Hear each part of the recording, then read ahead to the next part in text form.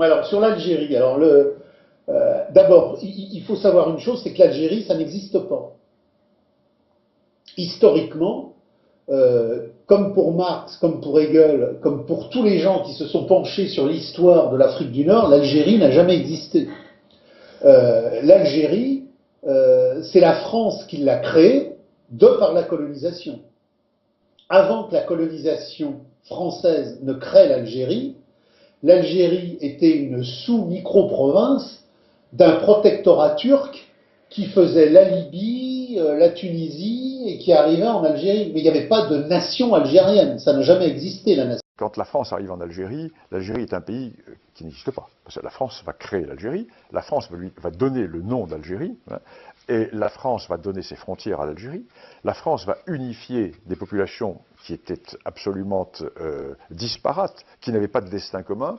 La France va créer les routes, va créer les hôpitaux, va créer les ports, va créer les ponts, va créer les écoles, va créer tout ce qui existe, va mettre en valeur les zones agricoles. Au Maroc, par exemple, qui a un État qui subsiste dans sa continuité depuis 789, l'arrivée des Idrissides au pouvoir au Maroc, jusqu'à maintenant, la monarchie marocaine est le plus vieil État du monde.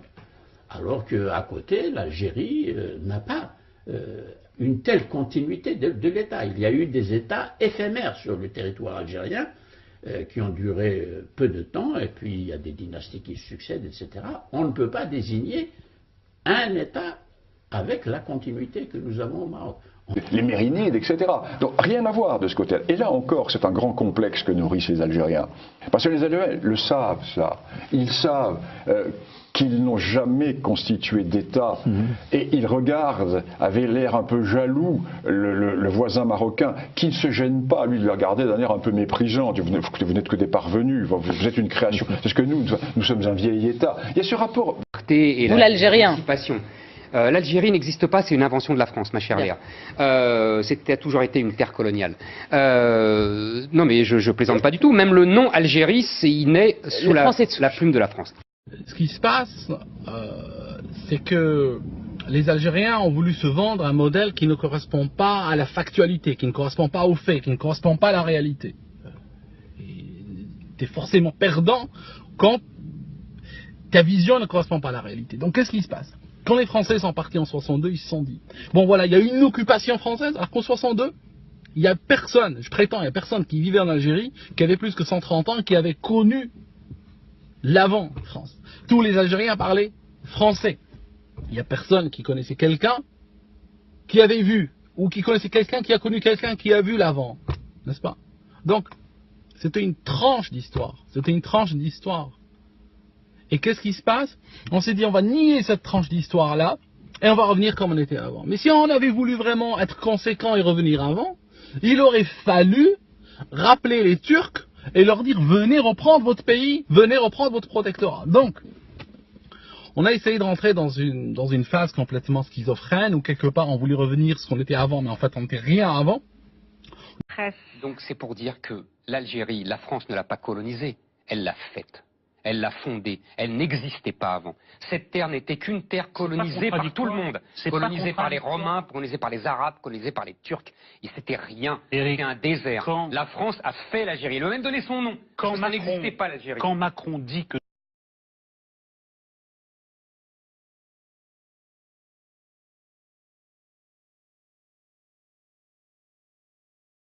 Monsieur le maréchal, jusqu'à ce jour, le territoire que nous occupons dans le nord de l'Afrique a été désigné, dans la communication officielle, soit sous le nom de possession française dans le nord de l'Afrique, soit sous celui d'ancienne régence d'Alger, soit enfin sous celui d'Algérie.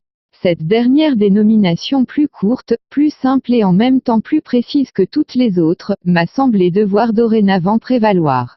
Elle se trouve d'ailleurs déjà consacrée par une application constante dans les documents distribués aux chambres législatives et dans plusieurs discours du trône. Je vous invite en conséquence à prescrire les mesures nécessaires pour que les diverses autorités, et généralement tous les agents qui, à un titre quelconque se rattachant au service civil ou militaire de notre colonie, aussi dans leur correspondance officielle, et dans leurs actes ou certificats quelconques qu'ils peuvent être amenés à délivrer, à substituer le mot Algérie aux dénominations précédemment en usage. Recevez, Monsieur le Maréchal, l'assurance de ma très haute considération.